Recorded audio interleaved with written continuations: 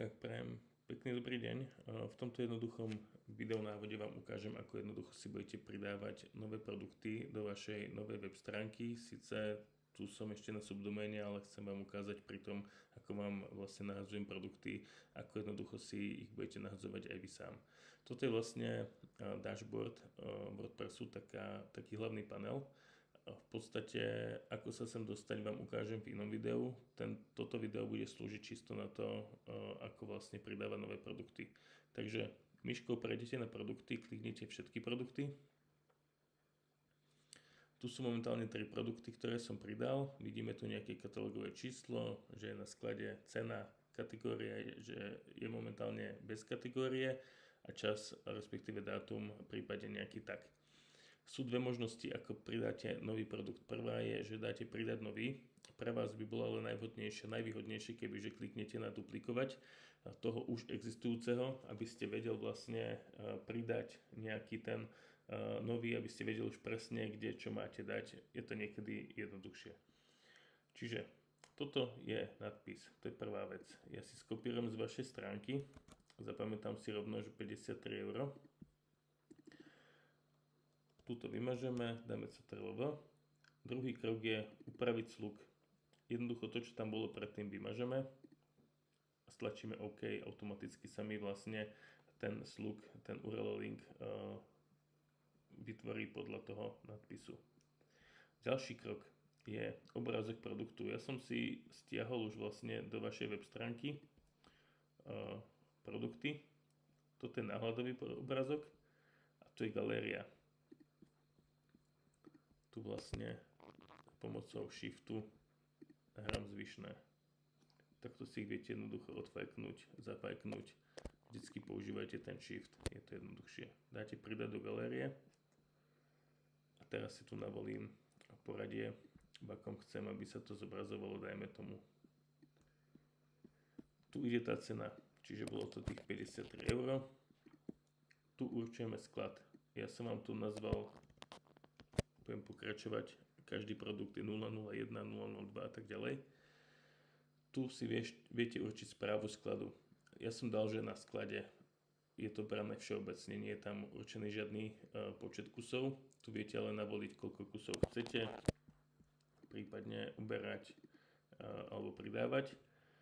Či je povolené kúpiť, respektíve povoliť nákup na objednávku, keď tovar nie je na sklade, viete to tu zadať, s tým, že sa vám tam potom vyhodí nejaké to kontextový nejaký ten formulár. Ja dám ale nepovoliť a rovnako vypnem správu skladu, nechám takýto default. Toto je zasielko mňa, to je niečo iné. A tu teraz ideme vlastne skopírovať krátky text. Tu by sa mal nachádzať dlhý popis, ale ten pri vašich produktoch nie je.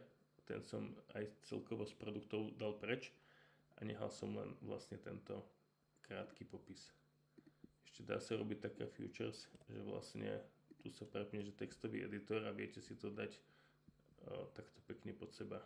Viete si zmeniť bold, nejaké tie dôležité veci, kvalitný sieťotiskový print, niečo zvýrazníme.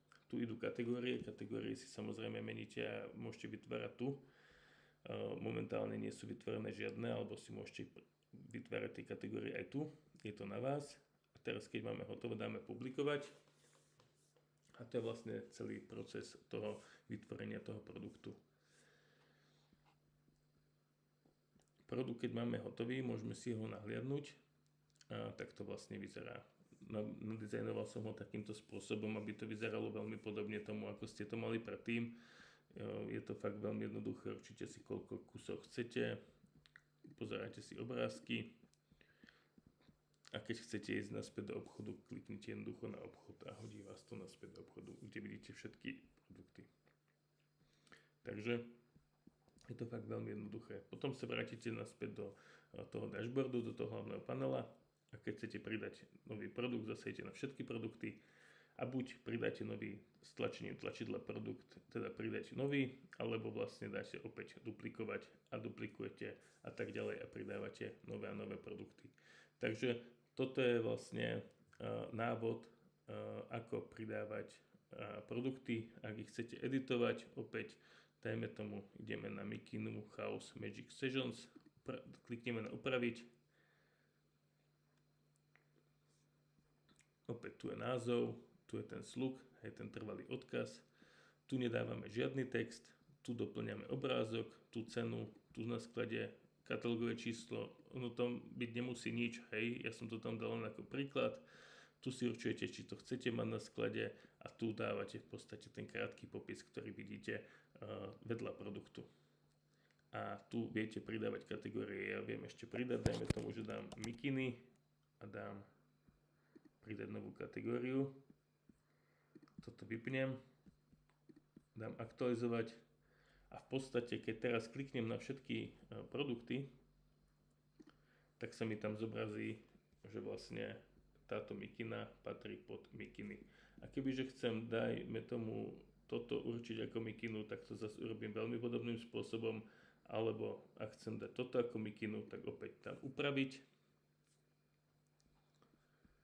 Momentálne je to unkategorized a dám mikiny. Aktualizovať